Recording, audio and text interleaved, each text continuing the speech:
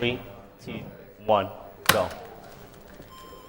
Okay, so a few years ago I ran this, I think ESA 2013, one of the pioneers of Sega Master System speedrunning.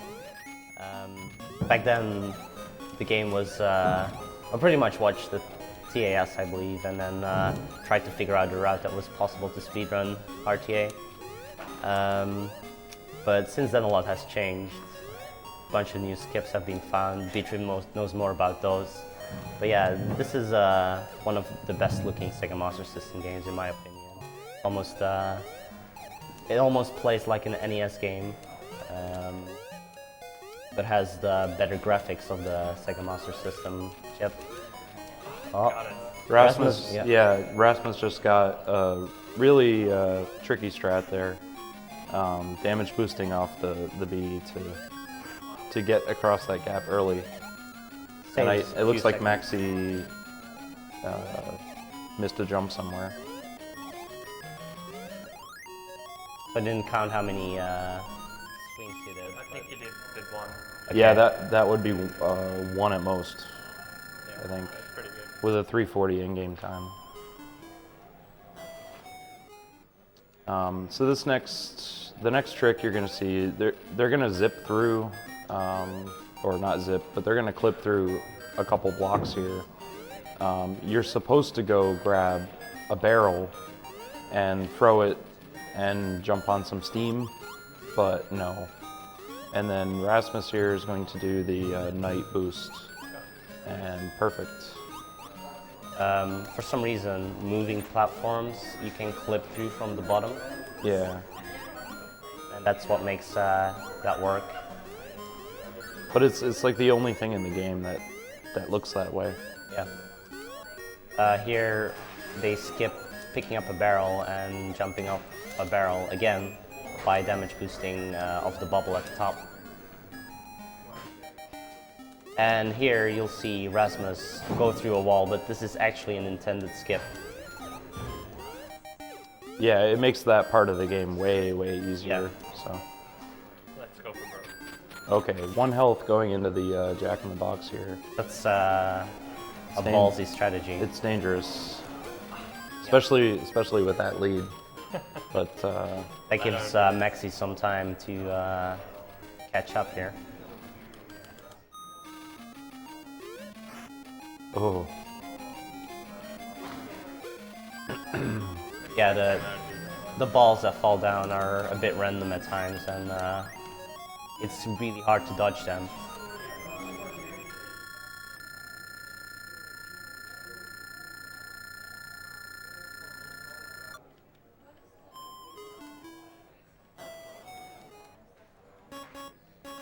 So yeah, going into the next level is an auto-scroller, well, at least the start of it.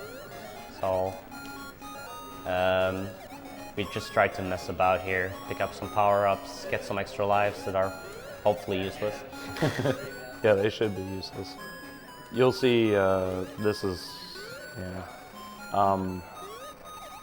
normally you're supposed to go down this path and just pick up, muffin after muffin after muffin, like Rasmus is doing, but you can just do that instead, and it looks a lot cleaner. And It also saves no time at all. no time, but who doesn't It's like the walking on swag ceilings? stress, you know. Yeah. Walking on ceilings is a theme. That's the first time, and it's optional, but the next time is going to be required. Pretty much required for time saving. Yeah, you can have Mickey slide in a fun way up the slope, because you get stopped by the edge of the screen. Yeah. We have a few donations here now, if now's a good time. Yeah. Go ahead. Okay, we have received $20 from Packenwood, who says, I don't know half of you half as well as I should like, and I like less than half of you half as well as you deserve. Party on. We've received $1 from Anonymous, who says, we can dance if we want to. We can leave your friends behind, because your friends don't dance, and if they don't dance, well, they're no friends of mine. And we received $20 from Esoy, who says, Can Pac yell "I love Yoshi" in the mic? There you Wow, go. that was close. So we can see Maxie. Are you gonna attempt to clip as well? Yeah. So if you clip a wall at like the edge of the pixel, you get a slight height boost, and that way you can jump up the ceiling. What Maxie is trying right here. The Sega Master System has a thing where with a lot of games they didn't program a top of the level, so you can jump over it if you have the height to do it. And that will be a thing in the next few levels where you can skip large sections of the game by just jumping over a wall because there's no ceiling. They definitely didn't copy this boss from anywhere. So this boss has an interesting strat. Normally you hit him once and then he throws his blocks to the other side of the room and you have to hit him at the other side, but it takes an obscene amount of time. But what we found is that if you throw the block at him at a specific moment, he repeats his animation and he stays on one side. Rasmus is going to do an interesting clip here that also saves quite a bit of time. And he got it first try, and I don't know if that's consistent by now, but that's a really hard trick to do. Yeah, it's not entirely consistent, and it's mostly just a visual cue for when you jump.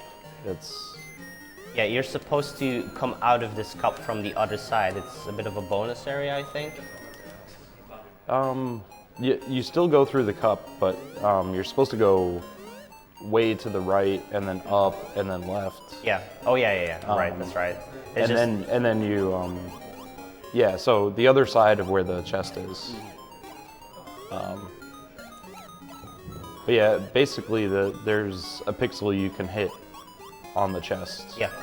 And that's that how it opens works. it while you're not supposed to open it from that side. Yeah. Now this section is a bit tricky. You have to remember what nodes that drop, and you have to do fairly precise jumps to not get hit. See, Rasmus is going for an extra jump. Jarless. Uh-oh. Come on, A. Do the jump. There you go. Okay. Another example of you're supposed to use the barrel, and that was actually slower the way it was performed Yeah, because yep. a bit of unlucky there, but yeah, you can skip a lot of barrels because you can get height in different matters. Maxie's doing it the intended way, which is probably wise for a race. Yeah, gained up quite a few seconds there by doing it the intended way. Now this boss has an interesting thing. If you get the good letter RNG, I guess, you can bounce off the book twice and get on top of the stage. And if you get lucky and he respawns at the same edge of the screen, you can hit him again slightly faster than you're supposed to. But I don't think either player is going to get it. No, they're getting a lot of low letters. The letters come out either high, like that one, or very low. Now Rasmus is going into probably the hardest level in the game. Well, in my opinion. Some might say the last level is the hardest one, but this one has a very annoying strat where you jump over a wall to skip literally more than half of the level, I think.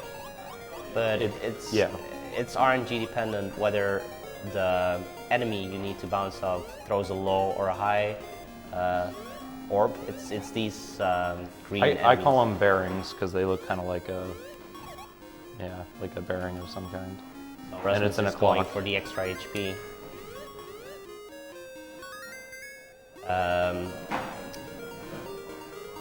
Another 2 donations here if now's a good time. Go ahead, Pac. Yep, we have a $5 donation from the Gons who says, "Alright, Bang is on-screen perfect timing. What's Animorphs?" And we have $1 from Mooks who says, "Now this is a story all about how my life got flipped turned upside down. And I'd like to take a minute, just sit right there, I'll tell you how I became the prince of a town called Bel Air." And also chat are asking for a quick roll call on the couch. This is KrazyRasmus to my left. That's MaxieTheHatter. I'm Benguer. And I'm B-Trim. B-Trim. B-Trim is the world record holder right now? Yeah. Why are you not playing, B-Trim? I did not submit it, so that's the rules. Okay, so meanwhile, Rasmus is trying to cheese the clock tower boss. You can. Oh. There's a small window where you can actually hit him without having to bounce off the enemies he throws. But it is ridiculously hard, at least for me. Yeah, it takes some practice. And you don't have that much HP to spare, so. And you'll see just how much time that saves. Yeah. Because Maxie's not going for the strat so far. Checking it safe. And it seems to be working out for him because I think he gained up a lot of time again. he did gain some time, but you can tell just how long this fight is. He's still not dead. Like. Yeah.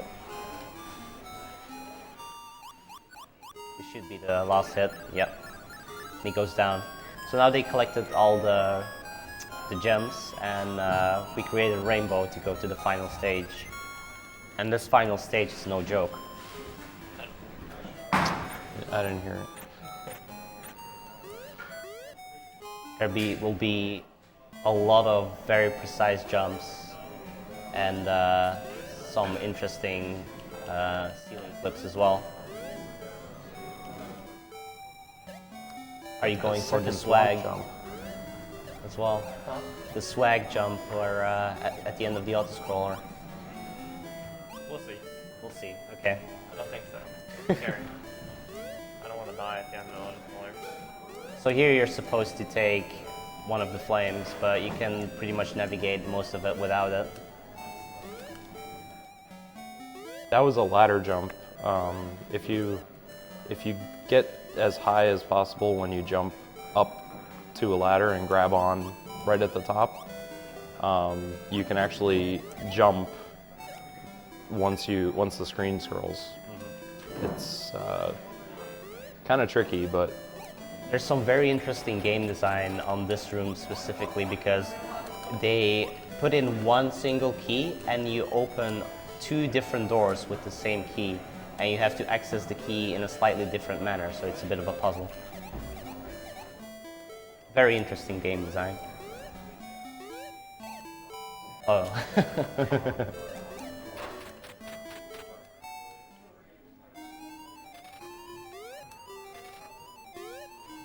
Yeah, another auto-scroller. you can do a lot of interesting things on the auto-scroller, but they're all extremely dangerous. So you can, there's a zip you can do. I've never pulled that off in real time, where you go halfway across the screen. There's also a thing where you can get stuck on the right edge of the screen, and you're effectively moving with the room, and you're just stuck on the right. You can do that in a few places, and it has some interesting effects because you still have to jump onto platforms. And here Rasmus is demonstrating Mickey got stuck, at the end. If he missed that door for some reason, because let's say his Master System D-pad didn't want to do up, he could have been stuck in the wall, and basically it would have been timer soft lock. And here again, Rasmus skipped a fairly large section of the level by doing a ceiling clip. And he goes for the extra HP because these next boss fights are not easy. They are not easy at all. I'm interested in how these dragon fight evolved over the past 2 years. I did it slightly differently, but it's mostly my strat that seems to be in use. I think it's a good balance of speed and control. I used to throw the barrel from the left to the right and then wait a cycle. This seems to be faster, but Rasmus seems to be missing quite a few throws here. Yeah. You're not supposed to hit his head from below. You're supposed to jump on the platform. But for some reason, when he's in a specific animation, you can hit like the bottom of it. I think Maxie is going the more And now- intended route. There is a very interesting glitch in this game, which makes the final boss fight pretty much a joke. Oh, Rasmus got hit though. So, and congratulations, Rasmus. Yeah. That's the end of the game. 15-25. I will explain what happened there. For some reason, when you don't die on the final stage and you enter the final boss for the first time, you can pick up the flame and you can keep hitting the final boss with the flame on top of you. It keeps his hitbox, while if you happen to die during the level or on the boss fights and you try that again, the flame doesn't have a hitbox anymore and you have to actually throw it. Something very, very odd about that is the cake that Maxie picked up. If you bounce on that, the glitch still works. Oh, If you pick it up, it does not. also on the first playthrough? Or... Yeah, it's same rules, Yeah. but if you pick up the cake just through the first time, Yeah. it doesn't work. Oh, that's interesting. But congratulations, guys. That's Yeah. a fairly decent time, I'd say. Yeah. Definitely for a marathon. Good race. So, good race.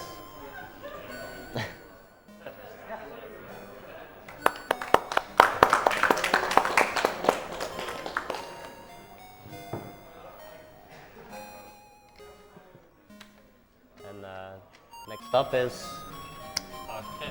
It's Alex Kidd, unless they're Alex doing Kidd, setup. okay. Yeah. more Master System goodness. Yeah. The last of it, I think. Yeah. Sadly. Yeah.